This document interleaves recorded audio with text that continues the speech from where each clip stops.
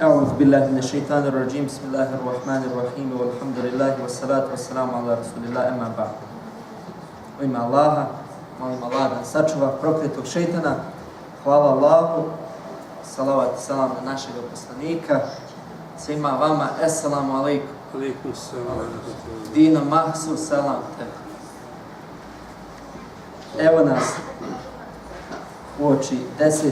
teravije, sutra ako Bog da 10. dan posta, dakle Allahovom voljom pomoći za nas je prva dekada, prva desetica, trećina Mubarek mjeseca Ramazana, tradicionalno je zovu trećina rahmeta, Božje milosti, sad nastupa trećina magfireta ili oprosta. Pa eto neka bude evo jedan praktičan, konkretan savjet, istikfar, braćo i sestre. Estagfirullah, estagfirullah, wa etubu ilej. Allahu oprosti mi, Allahu kajem ti se, vraćam ti se. Estagfirullah, dok voziš auto, dok kuhaš, dok onako bilo šta radiš, estagfirullah, estagfirullah. Allahu oprosti, očisti me u ovom mjesecu Ramazana od velikih i malih grijeha, vidljivi i nevidljivi, prošli i budući. Zatim imamo dva lijepa habera. Evo, kao što vidite, hvala Allahu, mi smo realizirali dva posla. Prvi je jedan vakuf, prije svega svih nas, jer ova sredstva s kojima smo kupili ovaj aparat za hlađenje i grijanje, to su vaši vakufi, vaše donacije, vaše vazife, dakle iz budžeta džemata. Inšallah, svi ćete vi imati nagradu. On puši i vama pušu sevape. Nanosi vam sevape na vagu, inšallah. A posebno želim se zahvaliti jednom našem džematliji, da ga Allah Đelešanu nagradi. Jutros je došao u 8 ujutro, prije toga dok je kupio materijal, sve to nabavio. Od 8, činim se, do 2 bilo je jako vruć, ako nije 3 sata bilo. Ovdje su radili, to pripremali da bi nam večeras i u buduće bilo ljepše. Doveo je svog radnika i halalio nam je materijal i ruke. Zaista, neka Allah Đelešanu nagradi, neka bude vakuf za njega i njegovu porodcu. Kad se radi u ime Allah Đelešanu, onda nije teško. Eto, čisto, znači za sve one ostali, ko šta može fizički, materijalno, svoje vrijeme, svoje sposobnosti da žrtve za naš džemat, to je jako lijepo. I sve su džamije, zapamte, naše u Bosni i Hercegovini, dijaspori, sve su u islamskom svijetu, sve su napravljene, nije i država pravila, vrlo rijetko. Znači, 99,9% muslimani prave džamije od svojih priloga. Zatim, i želim spomenuti, kako je, to je vrlo bitno, Allah Đelešanu, sura Jasin kaže, mi ćemo živjeti mrtve i mi smo zapisali ono što su oni radili, wa atharahum, i njihove tragove. Efer znači trag. Ti kad ideš, ti ostavljaš tragove, posebno kad je snijeg. Znači, mi živimo i prolazimo, više nećeš proći tom stazom džadom, ali ti ostaviš tragove, stope. Sad je pitanje, jesu tragovi, jesu oni dobri, čisti ili su prljavi? Potom će ti jednom tragove pokazati Allah Đelešanu, pa blago onom čiji tragovi budu čisti, fini, a teško onom čiji tragovi budu ružni. Kako za gospodara, tako i za ljude. Dakle, vidite kako Allah, znači naši tragovi, namaz koji večeras obaviš, proće. Neko će večeras gledat golove nekakve, gledat će pjesmu, svirku, neko će ovo, neko će ono. Znači, svakom će ostati što je uradio. I Allah kaže, na sudnjem danu, naći ćete to što ste uradili. Ko uradi koliko trun dobra, naći će ga. Ko uradi koliko trun zla, naći će ga. Subhanallah.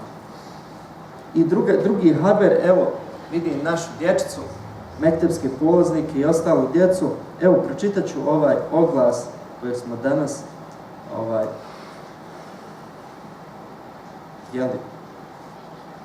stavili ovako, poštovani, ja ću malo prema, dide i nane, majko i oče, draga djeco, džemat, WBSC u Chicago od večerašnje teravije pokreće nagradni program za svu našu djecu i mektepske polaznike s teravijom i sevap i ćevap. Naime, svako dijete koje bude prisustvovalo najmanje 3 teravije u našoj džami tokom narednih 7 dana, znači počev od ove noći pa do sljedeće nedelje, bit će darovano na prigodan način. Ja sam vam rekao da neko ima rođendan taj dan, pa ćemo pripremiti darove. Dakle, minimalno 3 teravije, a bit će specijalno za one koji budu imali najviše prisustva. Priznanje nagrade bit će uručene prilikom mektepskog iftara iduće nedelje 13. jula u prostorijama džami. Imaćemo mektepski iftar, ako Bog da. Pozivamo vas sve da razgrabite i sevape i ćevape. Ramazan je divna uspomena koja cijeloživotno ostaje u srcu muslimana. Razmislite. Prenesimo dar svojih roditelja na našu djecu. Ako su nas naši didovi i nane i očevi majke vodili, više ili manje, naša je dužnost da i mi svoju djecu dovodimo u džamiju, na teraviju i tako. Eto, Allah vas nagradio za vašu poču. Večeras ćemo, ako Bog da, sinoć smo imali projekcije, večeras ćemo poslije teravije kratko 2-3 ilahije proučiti i dozvolite mi prije ezana još da vam podijelim s vama nekoliko ajeta. Ne mogu da ne dijelim ove ajete kao darove, jer mjesec Ramazan je mjesec Kur'ana, najpreče o Kur'anu pričat. Evo da vidite malo što sam izabrao ajete, tema je tragovi. Kakve ti to tragove ostavljaš, u šta ti ulažeš svoju energiju, svoj život, svoje zdravlje, svoje vrijeme, imetak i tako dalje. Evo, poslušajte šta Allah kaže. Prvo, sura El Hadid, željezo, 20. ajet. Znajte, kaže Allah, da je život na ovom svijetu igra. Ljudi se igraju.